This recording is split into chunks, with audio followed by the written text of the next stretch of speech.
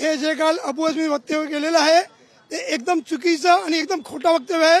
ही पिळावळ आहे। याचा आम्ही जाहीर मराठा समाजातर्फे जाहीर निषेध करतो आणि याला तात्काळ देशद्रोहाचा गुन्हा दाखल होऊन याला तात्काळ अरेस्ट झाली पाहिजे।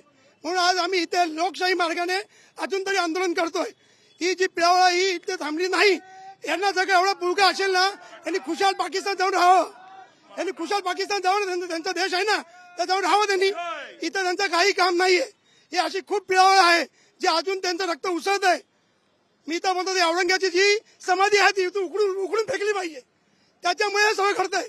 आज तुम्ही बघा संभाजी महाराजांचा जो पिक्चर झालेला आहे त्या किती वेदना होतात। आता फक्त एवढं थोडंसं दाखवलंय। पूर्ण दाखवलं असतं पुन्हा आपलं हिंदुस्थान पेटलं असतं। ही औरंगाची औलाद आहे आणि हे मुद्दाम जाणून बुजून करतायत। माजी प्रशासन आणि तो तर पहिला देशद्रोही आहे। त्याला त्यावेळेस काँग्रेसच्या सरकारने त्याला अरेस्ट नाही केला। तो बॉम्ब ब्लास्टचा आरोपी आहे। तो तेव्हा त्याला सोडला त्यावेळेस तेव्हा तो बॉम्ब ब्लास्टमध्येही आहे अबू आझमी। तेव्हा काँग्रेसच्या सरकारने त्याला त्या केसमध्ये घेतलं नाही। माझा आरोप आहे की त्याला तात्काळ ती केस ओपन करा आणि त्या बॉम्ब ब्लास्टमध्ये त्याला घ्या। संतोष देशमुख आणि इतर गोष्टी त्याचप्रमाणे प्रशांत कोरटकर या देखील प्रकरणाचा आपण निषेध या ठिकाणी आम्ही जाहीर निषेध करतो। दोघांनीही जे वक्तव्य केलं ते चुकीचं आहे आणि हे मुद्दाम आणि जाणून बुजून स्वतःला श्रेय भेटवून हे वक्तव्य करत असतात। पण ह्याच्या पुढे आम्ही त्यांचं कुठलेही असे शब्द ऐकून घेणार नाही।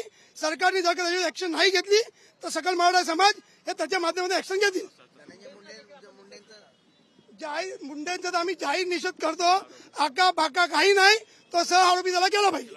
गेल्या काही दिवसापासून महाराष्ट्रामध्ये छत्रपती शिवाजी महाराज संभाजी महाराज यांसंदर्भात केलेलं वक्तव्याकडे कसं बघतात अबू आझमी यांनी थेट सांगितलं औरंगजेब हा चांगला शासन चालवणार होता।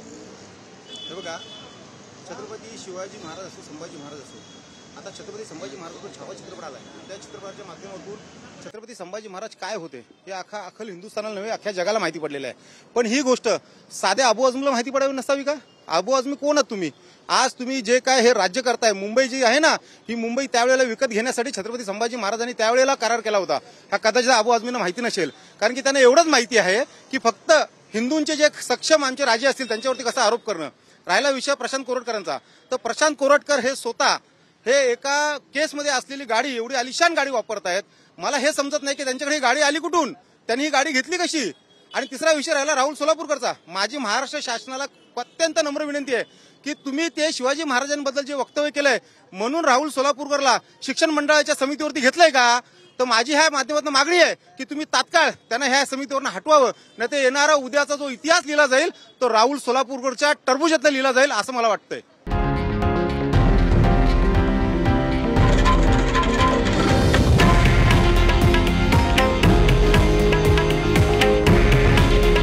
हे आहे देशातील नंबर 1 न्यूज नेटवर्क आणि आपण पाहत आहात TV9 मराठी। काळजी तुमची, हित महाराष्ट्राचं।